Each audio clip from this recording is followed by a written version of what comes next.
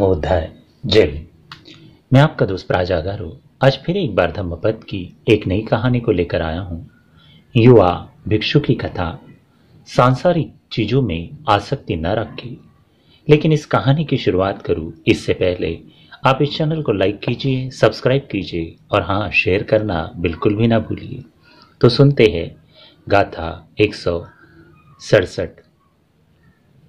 हीन धम्म न सेवेय पमादेन न समसे मिच्छादिट्ठी न सेवेय न सिया लोकवढ़न्नो।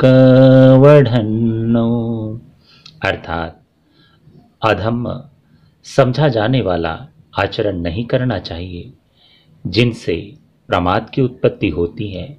मिथ्याचरण करने वालों के संग नहीं रखना चाहिए। तो सुनते हैं युवा भिक्षु की कथा। एक दिन एक भिक्षु युवा एक स्थविर के साथ विशाखा के निवास पर पहुंच गया।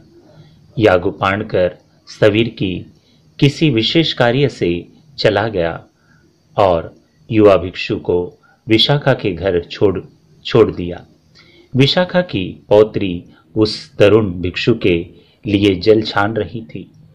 तब जब उसने पानी में अपनी परछाई देखी तो वह मुस्कुराई। उसे मुस्कुराता देख तरुण भिक्षु ने भी उसकी ओर देखा और वह भी मुस्कुरा दिया। जब उसने युवा भिक्षुओं को अपनी तरफ देखकर मुस्कुराते हुए देखा तब उसने अपना आपा खो दिया और वो तमतमाई हुई बोली, अरे ओ सिर मुंडे, मुझे देखकर क्यों हंस रहे हो? युवा भिक्षु ने प्रत्युत्तर दिया, सिर मुंडी है तू और तेरी माता पिता भी तो सिर मुंडे है। इस प्रकार वे दोनों लड़ पड़े। वह लड़की रोती हुई अपनी दादी के पास चली गई। विशाखा ने आकर भिक्षु को समझाया, मेरी पोती से नाराज मत हो। सन्यासी के बाल मुंडे हुए होते हैं, उसके हाथ पैरों की उंगलियों के नाखून कटे हुए होते हैं। वह पुराने चिथड़े कपड़े से अब बने चीवर धारण करता है। वह भिक्षा पात्र लेकर भोजन की भिक्षा प्राप्त करता है। इस नवयुवती ने जो कुछ कहा वह अक्षरशः सत्य था। युवा भिक्षु ने उत्तर दिया, आप तो कह रही हैं कि वह सत्य है, पर क्या उसे मुझे सिर मुंडे कहकर संबोधित करना चाहिए था? उसी समय बुजुर्ग भिक्षु भी वापस आ गया, लेकिन विशाखा और बुजुर्ग भिक्षु दोनों ही नहीं उस युवा भिक्षु और तरुणी को समझाने का प्रयास किया, लेकिन विफल रहे। इसके बाद थोड़ी देर बाद बुद्ध का पदार्पण हुआ और उन्हें इस झगड़े की जानकारी दी गई। बुद्ध को मालूम हुआ था कि समय परिपक्व था जब तरुण भिक्षु शोतापत्ति फल प्राप्त कर सकता था। उन्हें लगा कि उन्हें उस तरुण युवक के पक्ष से ही बोलना चाहिए। अतः उन्होंने विशाखा से कहा, विशाखा, तुम्हारी पौत्री का क्या अधिकार था कि वह मेरे पुत्र को सिरमुंडा कहकर संबोधित करे? क्या मात्र इसलिए कि उसने सिर मुंडा रखा है? आखिर अगर उसने सिर मुंडवाया है तो इसलिए वह बुद्ध के संघ में प्रविष्ट हो सके। क्यों, सच है ना?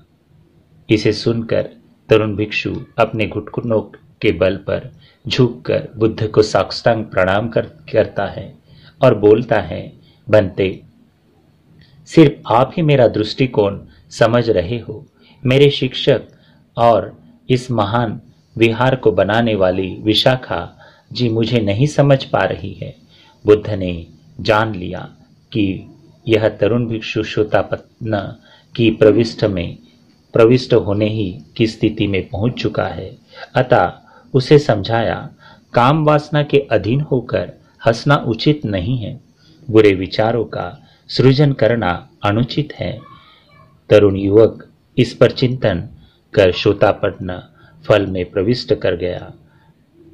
टिप्पणी: समाज में जो कर्म तुच्छ और निकृष्ट समझे जाते हैं उन्हें नहीं करना चाहिए। इस समय मिथ्या धारणा से बचना चाहिए। मिथ्याचरण द्वारा समाज में सम्मान प्राप्त करने की चाह त्याग देनी चाहिए।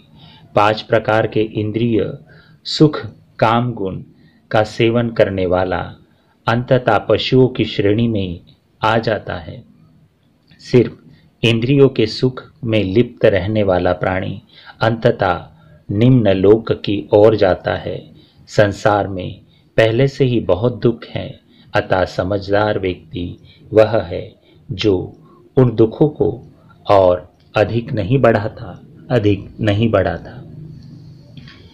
हीन धम्म न सेवेय पमादेन संवंसे मिच्छादिट्ठी न सेवेय न सियालोकवर्धन्नो। साधु साधु साधु।